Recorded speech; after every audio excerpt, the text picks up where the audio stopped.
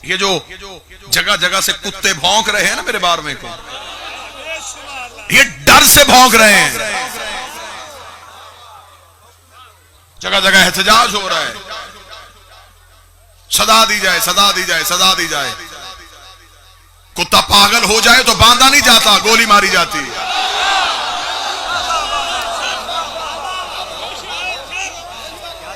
ये जो भौंक रहे हैं ये गुस्से में नहीं, ये डर से भौंक रहे हैं।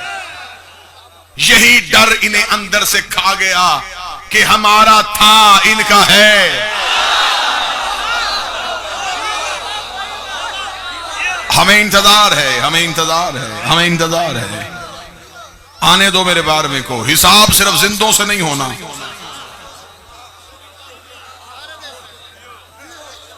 जो चले गए उनसे भी होना। अभी तो टैक्स चोर पकड़े जा रहे हैं, अभी तो फिदक के चोर बाकी।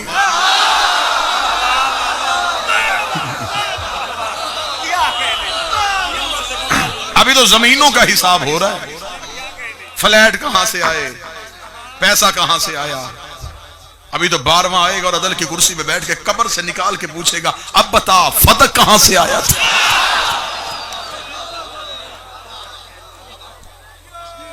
नियाम में जुल्फकार हैदरी इंतकाम के लिए तड़प रही है। बादशाह इतनी जिंदगी दे, हम तेरे दुश्मन का इंतकाम भी अपनी आंखों से देखें। हम मालिक के दुश्मन का हशर भी अपनी आंखों से देखें। मरियम छोटी बतूल, ज़हरा बड़ी बतूल। अगली सदर कहूंगा बड़ा ही ज़हीन मजमा, बड़ा जरखेज मजमा। अगली सदर कहना, मरियम छोटी क्यों, ज़हरा बड़ी क्यों। मरियम का एक बेटा मासूम है,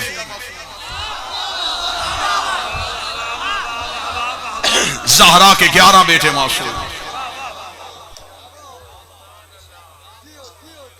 मरियम की मां हनाना खातून मन्नत मानी थी, अल्लाह बेटा दे, उसके घर की मजावरी के लिए वक़्फ। अल्लाह ने बेटा ना दिया, बेटी दे। बेटी हुई, मरियम की मां ने कहा मेरे मालिक मेरी मन्नत थी, बेटा होगा तो मजावरी करवाऊंगा। बेटी हो गई, अब क्या करूं। फरमाया अहद को पूरा कर, वादे को पूरा कर। मेरे मालिक कैसे करूं, ये बेटी है, मैंने छोड़ के आना था बेटा तेरे घर में। माएं बहनें बेटियां पर्दादार तशरीफ फरमाएं, बात खोल के नहीं की जा सकती। मरियम की मां ने कहा मेरे मालिक ये बेटी है, ये हमेशा तेरे घर में नहीं रह सकती। खुदा ने कहा मुतमिन होकर छोड़ के, या बतूल है। शाबाश, जिसने इशारा समझा मैं दादे। इशारा समझने वाली कौम, इस कौम से बेहतर अल्लाह ने पैदा ही नहीं की। छोड़ा, बतूल है, हर किस्म की आलाइश से पाको पकीजा मुनज़्ज़म मुबर्रा करके भेजा मैंने। छोड़ के मेरे मालिक निगहदाश्त कौन करेगा। मैं फरमाया नहीं, वक़फ़लहा ज़करिया, हमने ज़करिया की जिम्मे लगा दिया है कि तू मरियम को पाल। ज़करिया कौन है, उस दौर का नबी। खुदा ने ज़करिया से कहा बतूल पाल, और वैसे भी बतूल पालने के लिए नबी होना जरूरी है।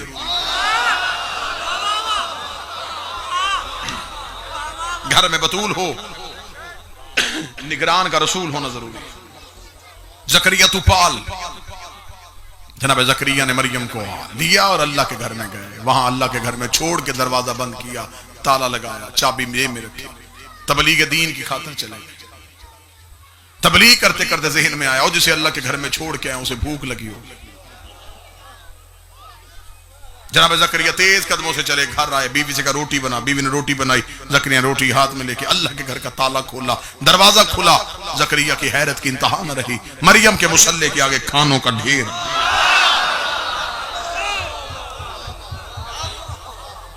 बतूलों में फर्क समझाने लगा। खाने, बेमौसम फल, जन्नत के मशरूबात। ज़करिया ने खाना देखा, हैरत के साथ जो हाथ में घर से रोटी लेके आया। मरियम ये खाने कहां से आया। बाहर ताला था, चाबी मेरे पास थी। कौन आया था। मरियम ने मुसल्ले पे बैठे हुए आसमान की तरफ उसने भेजा। कहां से, जन्नत से। मजमा डिवाइड नहीं करते, जितना मजमा बैठा है सारे ही मतवज्जे हैं। यहीं पे अगली सत्र पे आपकी दाद आ जाएगी। छोटी बतूल और बड़ी बतूल का फर्क समझ में आ गया। जो जन्नत से रोटी मंगवाए उसे मरियम कहते हैं, जो जन्नत रोटी पहुंचाए उसे ज़हरा कहते हैं। शाबाश, हुसैन की मां इन हाथों को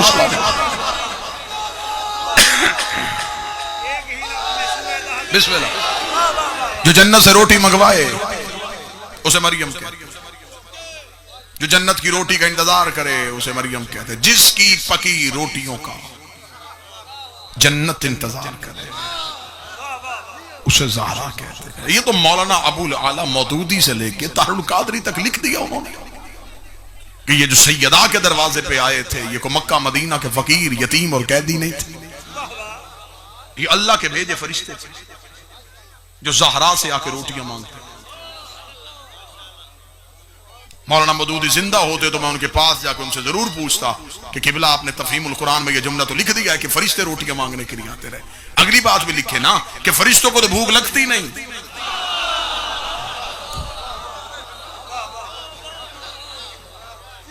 फरिश्ते तो सिर्फ इबादत करते, इबादत छोड़ के ज़हरा के दरवाजे पे। अब सतर कहूंगा तो फिर ताईद का हक अदा होना चाहिए। फरिश्तों ने अल्लाह की इबादत छोड़ के ज़हरा के दरवाजे पे मांग के दुनिया को बताया है इसके दरवाजे पे मांगना बिद्दत नहीं, फरिश्तों की सुन्नत।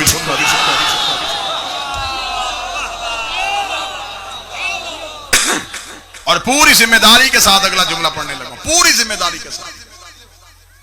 ये जो सैयदा के दरवाजे पे रोटियां मांगने आते रहे ये मन्नत के रोजे थे, वाजिब रोजे नहीं थे, रमजान के रोजे नहीं थे, मन्नत के रोजे थे।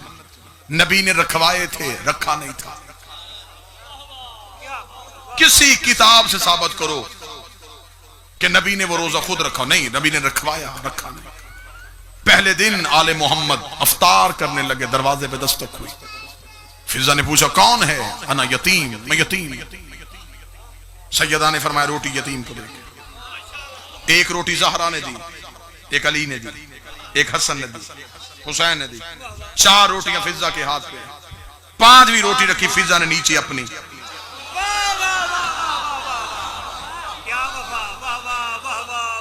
पांच रोटियां लेके फिजा ने दरवाजा खोला, यतीम की शक्ल नहीं देखी, रोटियां हाथ में। अभी तो मिंबर से कुछ भी नहीं पढ़ा गया और लोग परेशान हो गए। अभी तो इनके दरवाजे पे आने वाले फकीर समझ में नहीं आ रहे। ये मिंबर के गिलाफ में मेरा हाथ है, पढ़े लिखे अहबाब बैठे, मुझे तो अभी तक वो फकीर नहीं मिला जो अली से अंगूठी लेके गया था।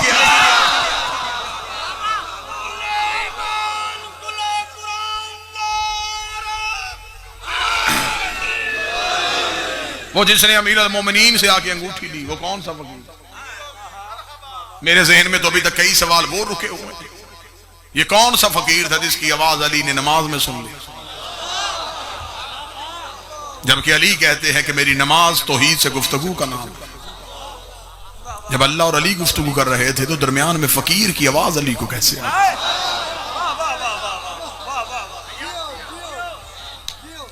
किताबों ने, उल्मा ने लिखा है कि अली ने फरमाया था कि तीर खींचना हो मेरे पांव से तो नमाज की हालत में खींच ले, क्योंकि नमाज में अली यहां नहीं होते तो जो यहां था ही नहीं उसे फकीर की आवाज कैसे सुने? फिर नमाज में अली रकू में थे। अहले इल्म तशरीफ फरमा है, उल्मा से प्यार करने वाले लोग बैठे हैं, बगैर वजह के नमाज में हरकत नहीं होती। रकू है वाजिब रुक नमाज का। अली रकू में थे, अली ने हाथ से अंगूठी उतारी और हाथ पीछे किया।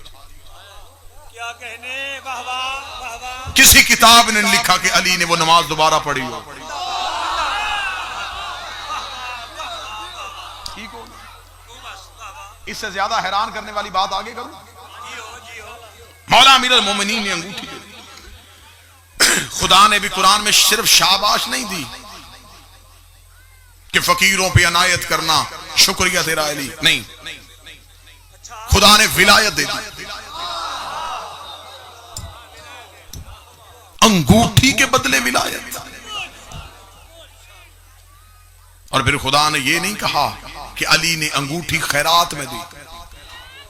खुदा ने कहा अली ने अंगूठी ज़कात में दी। इन्नमा वलियुकुमुल्लाहु व रसूलुहु वल्लज़ीना आमनुल्लज़ीना युक़ीमुनस्सलाता व युअतूनज़्ज़काता। अल्लाह वली, रसूल वली और ये वली जिसने हालते रकू में ज़कात दे दी। बिल्कुल मजमे की दाल से छुट्टी करवा दी। खताबत का कोई जौहर यहां पे मैंने एक भी जुमला नहीं दिया। जितनी खामोशी होगी उतना नतीजा अच्छा समझ में आएगा। जानबूझ के मजमा खामोश करवा रहा हूं ताकि नतीजा समझ में आए। अमीर अल मोमिनीन ने अंगूठी दी है और अल्लाह कहता है ज़कात में दी। उलमा के पास जाके इस नौकर के सवाल का जवाब जरूर पूछना। सदका खैरात अपनी मर्जी से हो जाता है, ज़कात अपनी मर्जी से नहीं दी जाती। मेरा जी चाहे मैं फकीर को 5 रुपए दूं, मेरा जी चाहे मैं 5 लाख दे दूं, ये सदका है, ये खैरात है। ज़कात में मेरी मर्जी नहीं कि मेरा जी चाहता है मैं इतनी दूं, वहां जी नहीं चाहता, वहां शरीयत का निसाब। ऊंटों पे अलहदा है, भेड़ बकरियों पे अलहदा है, गंदम चावल की अलहदा है, सोने की अलहदा है, करेंसी की ज़कात अलहदा है। ज़कात का निसाब ऐसा ही है। किसी इंसान ने हिसाब करवाया, उसकी ज़कात बने 500 रुपया। अब वो 501 भी नहीं दे सकता, 499 भी नहीं दे सकता। क्यों? इस वजह से कि ज़कात इतनी बनी। ज्यादा देगा तो वो ज़कात नहीं। 500 तक ज़कात है, 1 रुपया ज़कात भी नहीं गिना जाएगा। कम देगा तो ज़कात फिर भी नहीं। बात समझिएगा। और ज़कात का जनरल फार्मूला क्या है? जायदाद का 2.5%। अली ने अंगूठी दी ज़कात में। बात अभी समझ में आ जाती है कि अली की जायदाद कितनी थी। उस दौर में तो कंप्यूटर नहीं होते थे, उस दौर में तो कैलकुलेटर नहीं होते थे। अब तो हर बंदे के मोबाइल में कैलकुलेटर है, बिलियन मिलियन ट्रिलियन तक हिसाब हो सकता है, तो अभी हिसाब कर लेते। अली ने दी अंगूठी, खुदा कहता गई ज़कात में। अंगूठी की मालियत से पता चलेगा कि अली का रकबा कितना था।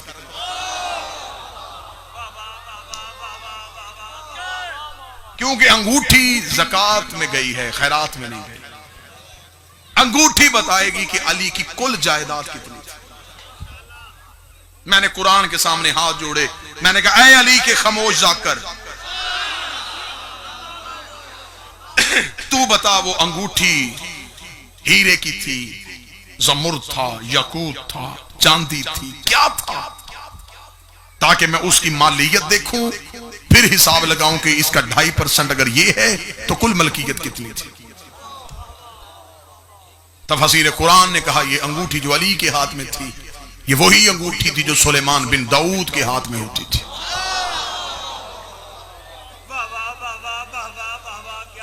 बात की तह तक पहुंचने के लिए थोड़ा बात के पीछे तो चलना पड़ेगा। मैंने कहा सुलेमान बिन दाऊद के हाथ में थी, तो बताओ सुलेमान बिन दाऊद की अंगूठी की कीमत कितनी थी। कुरान ने कहा मैं तुझे सुलेमान बिन दाऊद की अंगूठी की कीमत बताऊं। ये अंगूठी पहनता था, हुकूमत शुरू हो जाती थी।